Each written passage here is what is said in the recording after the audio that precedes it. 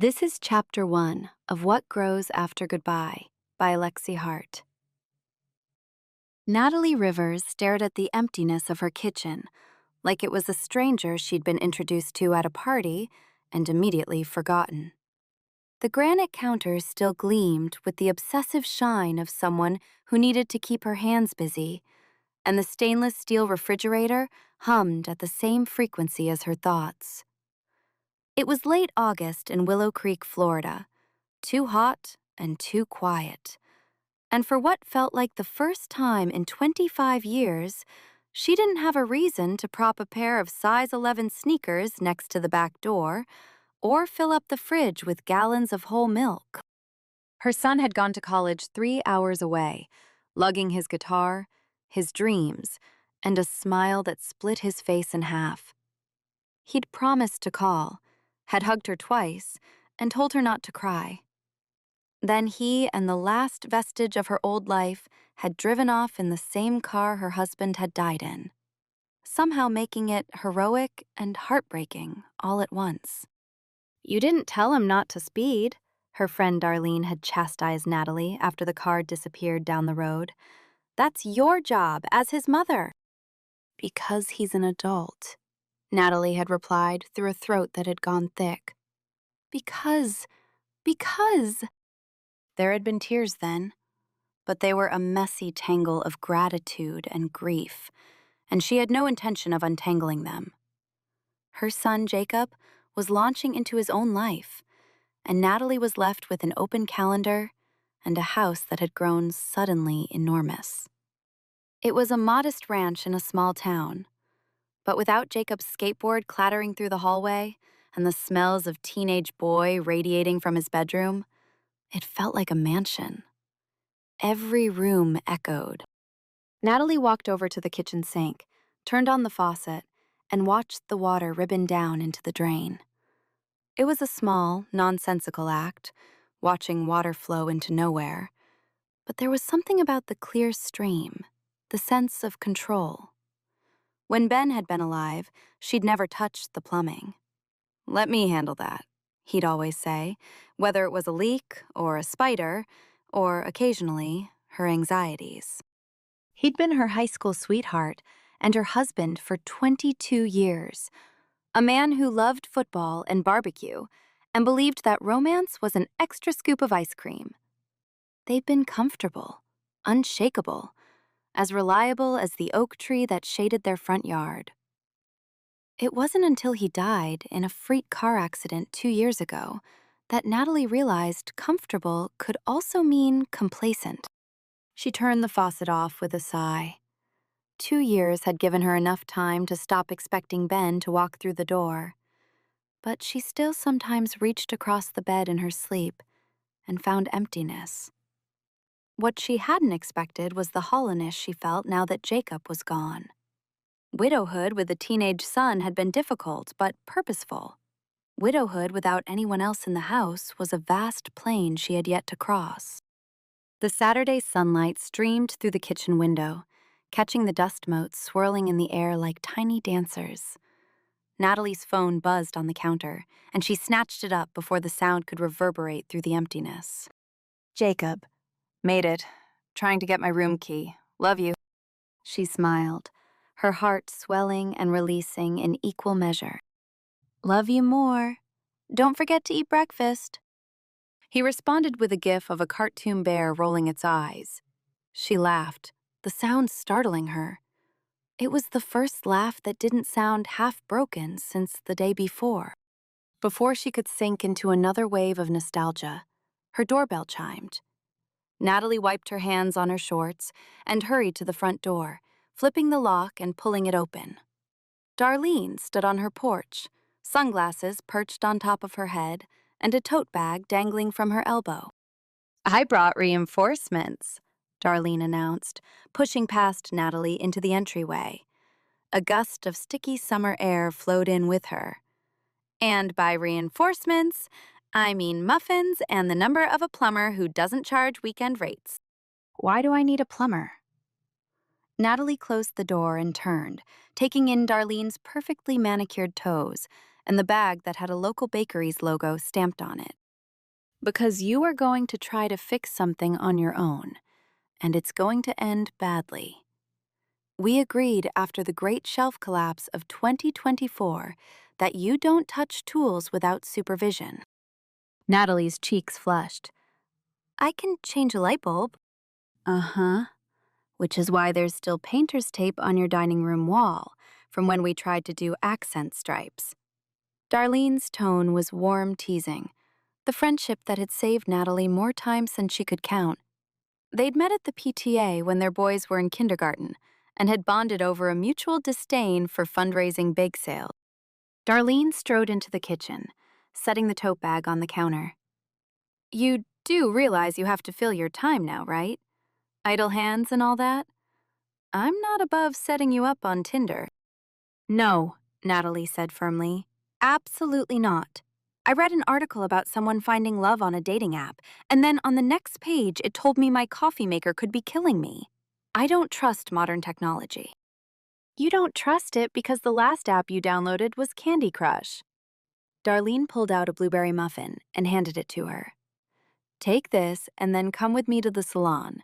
Roxy will cut those split ends and maybe we can lure you into a pedicure. You deserve to do something nice for yourself. Natalie took a bite of the muffin and moaned. It was still warm, the blueberries bursting like pockets of sunshine on her tongue. Darlene had timed her arrival perfectly. She always did. I've been to the salon recently, Natalie lied, running her fingers through her shoulder-length chestnut hair that had been haphazardly trimmed by herself in her bathroom last month. That is not a salon haircut. That is a cry for help. Darlene looped her arm through Natalie's. Come on, you can talk about feelings while someone massages your scalp. Natalie contemplated the alternative, cleaning out Jacob's room or rearranging the pantry for the 6th time. A tiny voice inside her told her to say yes. She swallowed the muffin and nodded. Fine, but if Roxy tries to give me bangs, I'm blaming you when I look like I'm 12. An hour later, Natalie sat in Roxy's chair, a plastic cape draped around her shoulders. Roxy, who had run the only salon in Willow Creek for 2 decades, clucked her tongue as she examined Natalie's hair. We're going to trim and add some layers, Roxy declared. And we're going to deep condition, because this hair is thirsty. Roxy, my hair is the least thirsty part of me, Natalie muttered under her breath, her ears burning. Darlene snorted loudly from the pedicure chair across the salon. What was that, honey? Roxy asked, comb in hand. Nothing, Natalie said quickly. Just do whatever you think is best. Now that's a dangerous invitation, Roxy drawled. She clipped and combed, chatted and gossiped. The salon was a microcosm of Willow Creek, populated by people who had known each other since before they had driver's licenses, and others who had arrived last year but already knew everyone's business. Natalie listened as Roxy told a story about her nephew's misguided attempt to build a chicken coop in an apartment. And for a moment, the hollow ache inside her eased. Halfway through the cut, the salon door jingled. Natalie glanced up out of habit and did a double take. A man filled the doorway, tall and broad-shouldered, with hair the color of dark roast coffee and a jawline that could probably cut glass. He wore a t-shirt that clung to his torso in ways that suggested he hadn't missed leg day, and his jeans hung low on his hips like they were made to. His sunglasses hid his eyes, but his smile, slow, hesitant, sent a spark skittering down Natalie's spine. Michael Lawson? Roxy shrieked, dropping her comb. Well, butter my biscuit if it isn't Mikey. He pulled off his sunglasses, and his gaze swept the room before landing on Natalie. His eyes were green, like the moss that grew on the oak tree in her front yard. Recognition flashed across his face, followed by something she couldn't quite name. Warmth? Amusement? Whatever it was, it made her stomach do a lazy flip. Hey, Rox, he said, his voice deeper than she remembered, tinged with a rasp that suggested bourbon and late nights. Figured I'd stop by to see if you could fit me in. I'm in town for a while. Roxy recovered from her shock, her southern accent thickening with delight. For you? Always. Your mama will have my head if I don't keep you looking respectable. Natalie blinked. Michael Lawson. The name rattled around in her head, kicking up dust and memories. Michael had been in her AP English class. He'd been lanky and shy, always tucked behind a book, scribbling in the margins. She remembered him laughing at Ben's jokes and blushing when teachers called on him. She remembered that he had braces for 3 years and wore the same pair of sneakers until the soles flapped. This man was not that boy. His gaze flickered back to hers. Nat? There it was. Her name in his mouth sounded like a question and a statement all at once. Yes, she said, her own voice uncertain. Hi, Michael. I didn't recognize you. You look different, he supplied with a wry grin. That's what happens when you gain 30 pounds of muscle and lose the braces. You lost the braces and gained an entire gym, Darlene whispered loudly from her pedicure chair. Natalie sent her a glare. Darlene waggled her eyebrows in return. Michael laughed, the sound rich and unself-conscious.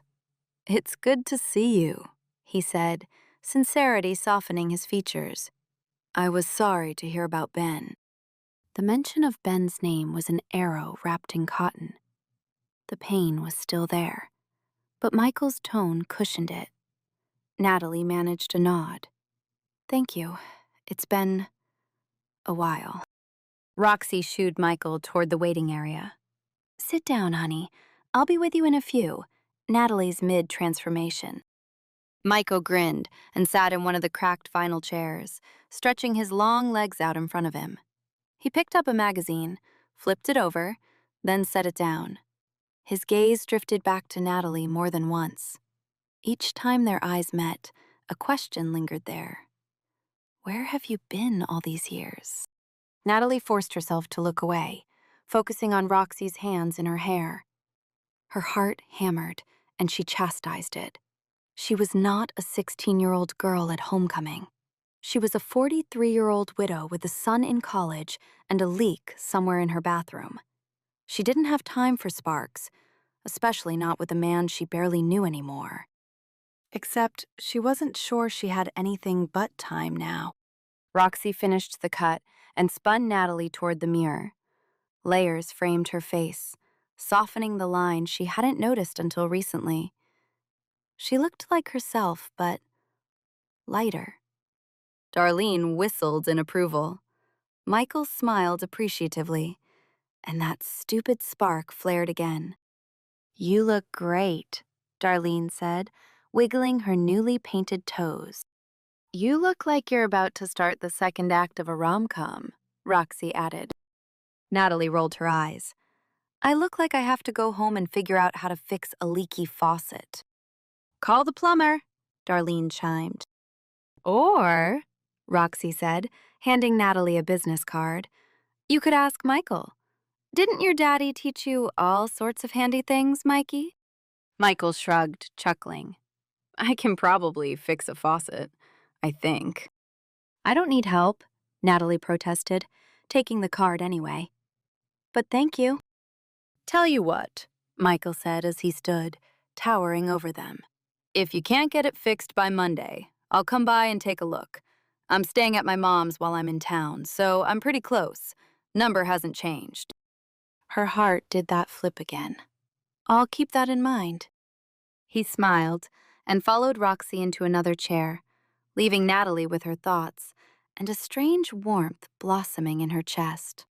On the way home, as Darlene chattered about scheduling a girls' night, and Natalie pretended not to think about Michael Lawson's green eyes, she felt the first twinge of something new. It was small and inconvenient, like a pebble in her shoe. But it was there. Curiosity. Back at the house, the faucet refused to cooperate. It dripped defiantly, a steady plunk that echoed in the empty kitchen.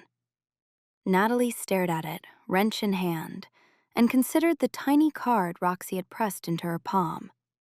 She thought about the way Michael had said her name, as if no time at all had passed, and yet everything was different. She should call the plumber. She should. Instead, she found herself fishing her phone out of her pocket and dialing a number she remembered more by muscle memory than logic. It rang twice before he picked up. "Hello?" "It's Natalie," she said, the words tumbling out faster than she'd intended. "From the salon? My faucet is winning. Do you still know how to fix things?" There was a pause, then a soft chuckle. "I thought you'd never ask." As she hung up and stared at the dripping faucet, something akin to anticipation stirred in her stomach. It wasn't the frenzied rush of first love or the steady hum she'd felt with Ben. It was unpredictable and messy, and it made her smile. Her empty house wasn't going to stay empty for long.